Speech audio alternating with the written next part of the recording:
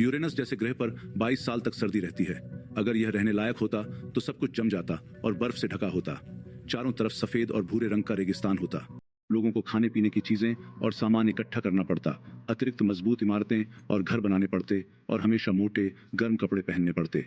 अंत में परिवहन लगभग असंभव हो जाता। लेकिन सूर्य की बदौलत हमारे सौर मंडल के प्रत्येक ग्रह का मौसम, जलवायु और मौसम अलग अलग होता है।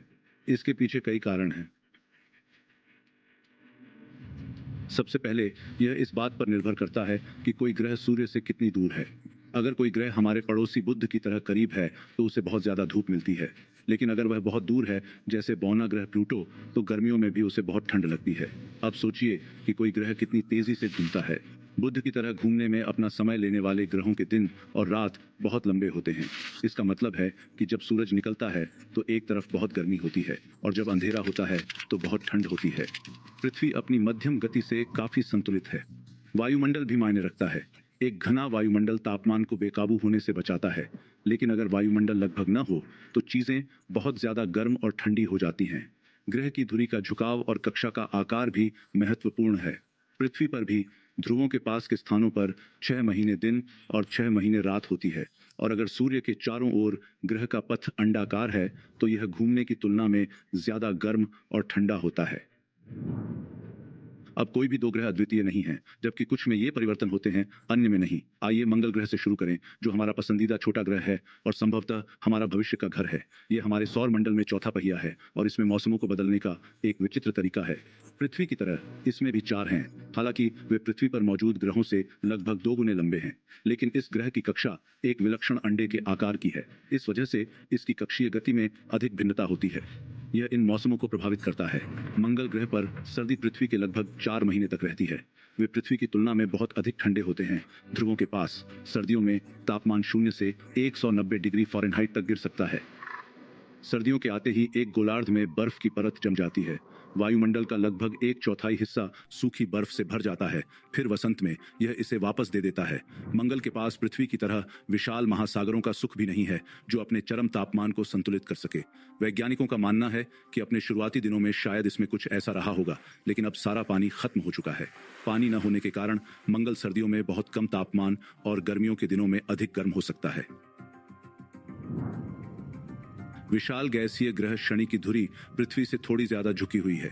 हालांकि अपने अंडाकार पथ और झुकाव के बावजूद यह लगातार ठंडा रहता है। ऐसा इसलिए है क्योंकि यह बहुत दूर है, सूरज की गर्मी से बहुत दूर। भले ही गर्मी हो, शनि दूर रहता है और बहुत ज्यादा आरामदायक नहीं होता। इसका वायुमंडल भी घना है। ग्रह पर वायुमंडल तापमान नियामक की तरह काम करता है। अगर कोई हिस्सा बहुत ज्यादा गर्म या ठंडा हो जाता है तो वायुमंडल धीरे धीरे इस तापमान को पूरे ग्रह में वितरित करता है। इसलिए जबकि एक तरफ विषुव के दौरान अधिक सूर्य की रोशनी मिल सकती है, घनी हवा सुनिश्चित करती है कि चीजें अपेक्षाकृत ठंडी रहें। हालांकि शनि के वायुमंडल में ऊपर यह एक अलग कहानी है। तापमान गर्मियों में गंभीर रूप से ठंडे से लेकर सर्दियों में लगभग बेतुका -312 डिग्री फ़ारेनहाइट तक हो सकता है। यूरेनस अगला ग्रह है, बर्फ का विशालकाय ग्रह जिसकी कक्षा दीर्घवृत्ताकार है और जो सूर्य से काफी दूरी पर है। यह निरंतर गहरे हिम में फंसा हुआ है। इसका घना वातावरण भी पूरे वर्ष तापमान को ठंडा रखता है। यूरेनस का झुकाव पृथ्वी से 3 गुना बड़ा है। यह लगभग अपनी तरफ झुका हुआ है और संभवतः हमारे सौर मंडल में सबसे तीव्र स्थानों में से एक है। यूरेनस की गर्मियों के दौरान एक ध्रुव को पूरा सूरज मिलता है, जबकि दूसरे छोर पर अंधेरे की गहरी ठंड का सामना करना पड़ता है। दरअसल अपने अजीब झुकाव और घूर्णन के कारण यूरेनस अपने अधिक दूर के पड़ोसी नेपच्यून से भी अधिक ठंडा है। जैसा कि हमने बताया, यूरेनस पर प्रत्येक मौसम लगभग 22 पृथ्वी वर्षों तक रहता है। यह जॉर्ज मार्टिन की काल्पनिक किताबों के सबसे करीब है। ऐसा इसलिए है क्योंकि यूरेनस को सूर्य के चारों ओर एक चक्कर पूरा करने में आराम से 84 साल लगते हैं। इसलिए साल भर में इसकी यात्रा बहुत धीमी होती है। हमारे सौर मंडल का अंतिम ग्रह नेपच्यून है। यह सबसे दूर स्थित बर्फीला विशालकाय ग्रह है। इसका झुकाव पृथ्वी के समान ही है और इसकी कक्षा लगभग गोलाकार है, इसलिए ऐसा लगता है कि यह थोड़ा अधिक संतुलित है।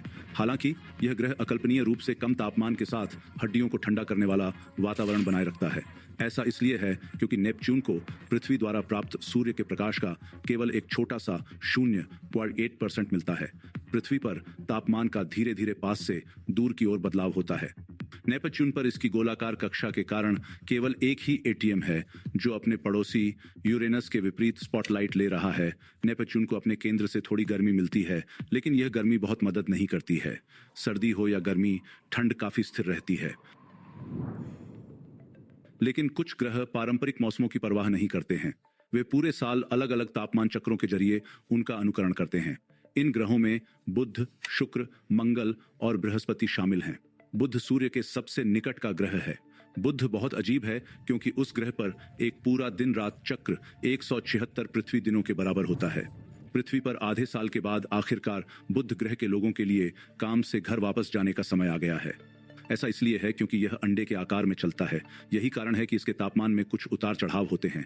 कभी कभी यह सूर्य के बहुत करीब होता है, कभी कभी यह एक ही समय में नहीं होता है। इसका कोई वायुमंडल नहीं है और सूर्य से कोई सुरक्षा नहीं है। इसका परिणाम बेहद गर्म दिन और बेहद ठंडी रातें होती हैं। लेकिन इसका मतलब यह है कि जब यह सबसे दूर होता है तो इसे चिलचिलाती गर्मी से लेकर बर्फीली ठंड तक जाने के लिए पर्याप्त समय मिलता है। यही बुध की असली सर्दी है, या कम से कम हम इसे इसी तरह कहते हैं। इसलिए यदि इसमें ऋतुएं होती तो केवल 2 ही होती। अगला ग्रह शुक्र है। यह निरंतर गर्मी वाला ग्रह है। मौसमों की तो बात ही छोड़िए, यहाँ हमेशा बहुत गर्मी रहती है। ये सूर्य के बहुत करीब है और इसकी कक्षा लगभग गोलाकार है तथा इसका झुकाव 3 डिग्री है। औसत तापमान पूरे वर्ष काफी स्थिर रहता है। यहाँ तक कि सर्दियों या आधी रात में भी तापमान 820 डिग्री फ़ारेनहाइट से नीचे नहीं जाता। इसने एक अजीब चक्कर भी लगाया। शुक्र ग्रह सूर्य के चारों ओर जिस दिशा में घूमता है उसी दिशा में घूमता है। इसका मतलब है कि सूर्य हमेशा सिर के ठीक ऊपर होता है और ग्रह की सतह पर अपना पूरा उग्र प्रेम बरसा रहा होता है। शुक्र ग्रह वास्तव में पृथ्वी की तरह मौसम नहीं बदलता। मौसम के मामले में उनका सबसे करीबी समय 225 दिन का होता है, जिसमें कम से कम 4 घंटे सूरज की रोशनी होती है। इसे आप शुक्र ग्रह का वसंत और पतझड़ का संस्करण कह सकते हैं। हमारे सौर मंडल का सबसे बड़ा ग्रह बृहस्पति पूरे मौसम के नाटक से परेशान नहीं होता।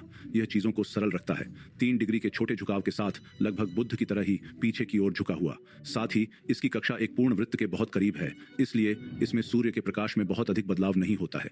साथ ही पृथ्वी के 10 घंटे से भी कम समय में घूमने के कारण लंबी रातों से मौसमों के प्रकट होने का कोई समय नहीं है। बृहस्पति पर सर्दी मूल रूप से वर्ष के किसी भी अन्य समय की पुनरावृत्ति है। और अंत में प्लूटो, जो अभी भी एक ग्रह नहीं है लेकिन फिर भी देखने लायक है। प्लूटो हमारे सौर मंडल के बाहरी इलाके में स्थित है। यह छोटा सा बाहरी क्षेत्र ठंड की परिभाषा है। तापमान -380 डिग्री फ़ारेनहाइट के आसपास है। इसकी कक्षा भी सबसे अजीब है। इसकी कक्षा बहुत लंबी, अंडाकार और झुकी हुई है। प्लूटो सूर्य से बहुत दूर है। लगभग न के बराबर वायुमंडल के साथ मिलकर प्लूटो को हमेशा ठंडा रखता है। वहाँ सर्दियाँ औसत से थोड़ी ज्यादा चरम पर होती हैं। हालांकि प्लूटो पर फंसे किसी व्यक्ति को सबसे बड़ा बदलाव तापमान नहीं बल्कि सूरज की चमक दिखाई देगी, जो हमेशा हमारी पृथ्वी की तुलना में हजारों गुना कम होती है। आज के लिए बस इतना। तो अगर आपने अपनी जिज्ञासा शांत कर ली है तो वीडियो को लाइक करें और अपने दोस्तों के साथ शेयर करें। अगर आप और भी वीडियो चाहते हैं तो चैनल को सब्सक्राइब करें और खुशियों से भरपूर रहें।